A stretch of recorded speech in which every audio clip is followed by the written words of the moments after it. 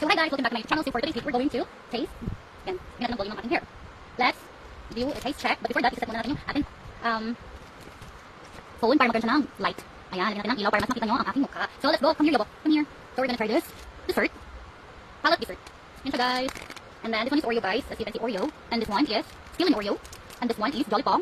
And the last one is Ferrero. As you can see, it's Ferrero guys. It's Ferrero. So we're going to taste check first the Oreo. So we're gonna open this one. This one, come here, Yobo. What is this one? So I'm with my Yobo, and we need to read first the medicine. So, it is his medicine.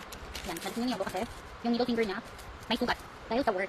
So, wala tayong masyadong kaayos-ayos. Ganyan lang. Makapagod pa lang mag-vlog guys. Walang madali yung mag-vlog, ganun-ganun. Hindi lang yung ayos ng aking hair. At saka, I can't open guys. I cannot open yun. So, come, I cannot open. So guys, I have lesson learned. Di ba yung hair ko dati, dark black, tapos super maganda yung hair ko before. Ngayon guys, patay na yung buhok ko guys, na naalam na siya. Kasi nga, binitch ng salon, pero nagpay naman sila sa damage na ginawa nila sa akin. Very nice din naman nila. Nung super duper, iyak talaga. Every time I saw my hair in the mirror, I got cry aloud. All day, I cried. Ayan, meron pa siya. Meron pa, pinantay na yung color. Kaso ito kasi, binitch siya. Tapos sabi ko, okay lang naman yung color, but namatay lang talaga yung hair ko. Sa Philippines, hindi nila ginagawa ito, hindi kaya yung buhok mo. So I thought, kaya nilang gawin yung pinakita kong picture kasi sabi niya, kaya naman daw. Tapos yung pinalabasan guys, namatay yung buhok kasi patay siya. Hanggang dito kasi yung hair ko guys, hanggang dito, guys. Hanggang dito yung hair ko, tapos hanggang dito na lang kasi kinat nila ng kinat. Kasi para yung makita na lang is yung buhay na buhok. So as of now, medyo umaayos na siya, winaxing nila to right after the day. Nung napunta ako sa parlor, like today napunta ako sa parlor, kasi nabukasan, inayos nila. Kasi iyak na talaga ako, so lesson learned dito. Hindi kaya, huwag natin gagawin, huwag natin ipapagawa if we ourselves, we know already na hindi kaya ng hair natin, so huwag talaga. So ang lesson learned guys, for me is, kung hindi kaya, huwag na gagawin kasi magsisisi ka sa bandang dito. Kasi nag-realization that time na yung hair or yung buhok pala natin is yung magbibigay ganda ng mukha natin, or siya yung parang siya yung number one na magpapaganda sa atin, like hair is a crowning glory talaga, super duper. Hindi ko lang na-realize na masakit pala pag makita mo sa sarili mo na namatay buhok mo, tapos na binigyan sa mirror, so patay talaga siya. So how much more nung kinakalbo si mama, so parang nalito yung situation niya, yung situation niya, like I feel her shoe, something like that na, super duper pala nung kinakalbo siya, like nakapos si mama lang siyang hair, so wala na rin sa so we're gonna come here na, come here na. So let's taste this one, I hope na masarap siya kasi dinadayo talaga ito doon, dessert namin kasi kumain kami super duper dami, ito. So far guys, masarap siya ito. Masarap ka guys, parang gummy. Oma. At hindi siya masyadong matamis. I understand na kung bakit halos araw-araw talaga puno yung customer nila guys. So masarap siya guys. Like nag-overtime siya for me.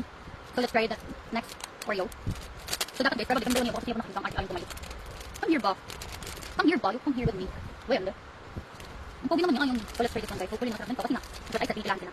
So tapos na kami niya boy, ay half-half ko siya guys. Yan siya guys. Yan siya. So yeah, half ko siya para save kami niya boy. Ayan. So parang half talaga siya kasi as you can see. So let's try this one guys. Sobrang sarap na, hindi siya sobrang tamis.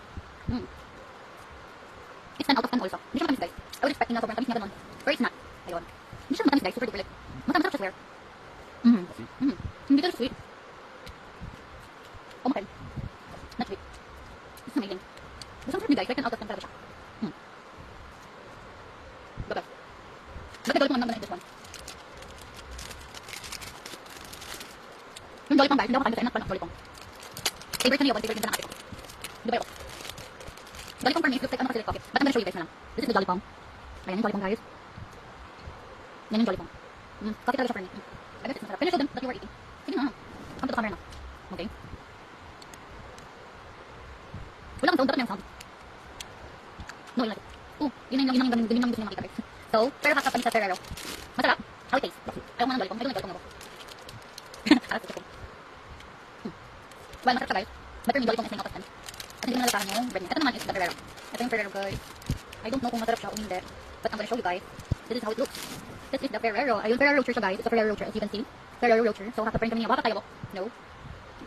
So, I'm gonna first taste check this one. Ang sarap. Iba talaga yung lasa ng bread nila, ganito nila. Hindi siya matamis guys, super duper. But it looks like butter, this one. It looks like butter. Butter or cream, something like that. This one, 10 out of 10 also for me. Hindi talaga siya matamis guys. At hindi siya matamis. And let's taste the chocolate. Yung chocolate niya, dark siya. So of course the Ferrero Rocher.